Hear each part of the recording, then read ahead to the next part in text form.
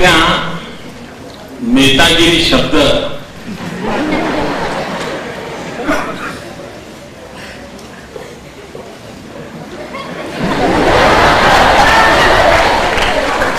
વર્ણન થાય એવો થઈ ગયો છે.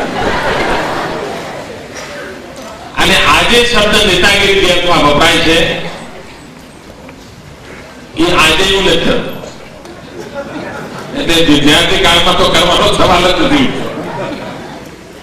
પરંતુ બચપણમાંથી સામાજિક કામો કરવા માટેનો મને અવસર મળ્યો અને વડીલો સાથે મને કામ કરવાનો અવસર.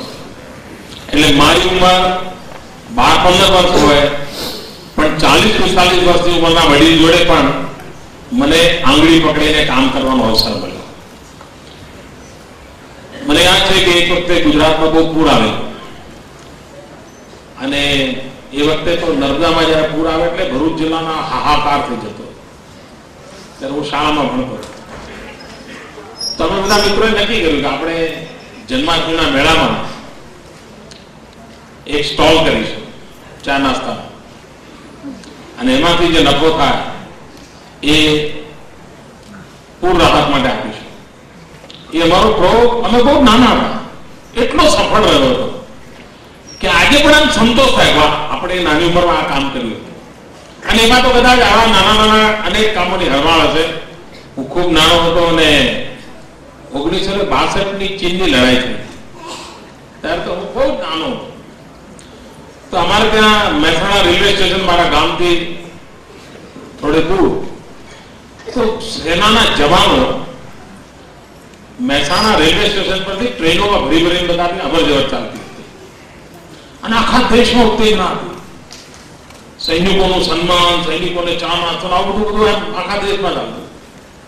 તો રેલવે સ્ટેશન પર આ બધા પસાર થતા સૈનિકના જવાનોને ચા નાસ્તાનો કાર્યક્રમ થતા હતા. તો હું એક વોલેન્ટિયર તરીકે એમાં કામ કરતો. મારા ગામથી હું ત્યાં આવેલો, રેલવે પ્લેટફોર્મ પર પડ્યા રહેતા હતા અને લગભગ એક અઠવાડિયા સુધી ચાલે.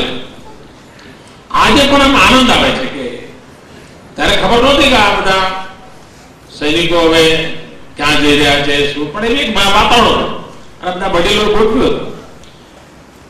સમાજ જીવનમાં કામ એ આપણા દેશની એક વિશેષતા રહી છે.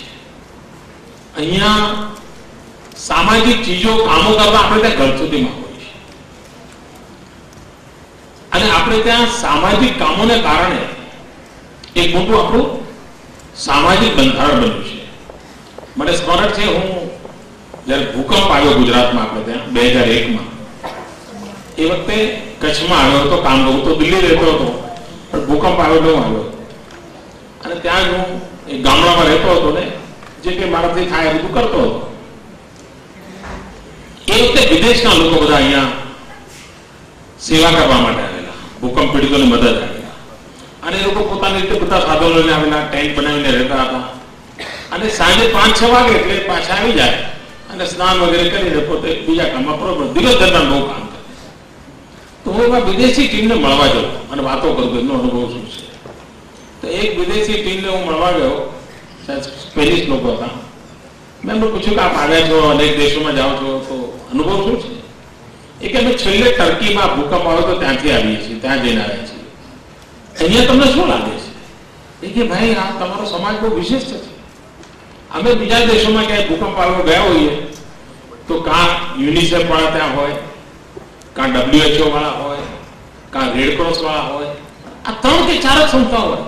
અહીંયા તો મેં જોઈએ કે દરેક ગલી મોહલ્લામાં કોઈ સંસ્થા છે, દરેક ગલી મોહલ્લામાં કોઈ રસોડું ચાલે છે, કોઈ કામ કરે છે, કોઈ બોર્ડ લગાવીને કોઈ દવા આપે છે, કોઈને ફિઝિયોથેરાપીની સેવા કરે છે, કોઈ કાર્ડમાં ખસેડે છે. આટલા બધા સામાજિક સંગઠનો હોય એવું દ્રશ્ય જ મેં જોયું. આપણા દેશની આ શક્તિ છે, આપણી આ પરંપરાની શક્તિ છે. મને બચપણમાં આવા ખૂબ કામો કરવાનો અવસર મળ્યો છે અને આવા કામોએ મારામાં સંવેદના પણ પ્રગટાવી છે, સમજ પણ વિકસાવી છે અને કામ કરવાની આવડત પણ શીખવાડી છે. અને બધો લાભ આજે મને જ્યાં કામ મળ્યું છે ત્યાં મળી રહ્યો છે.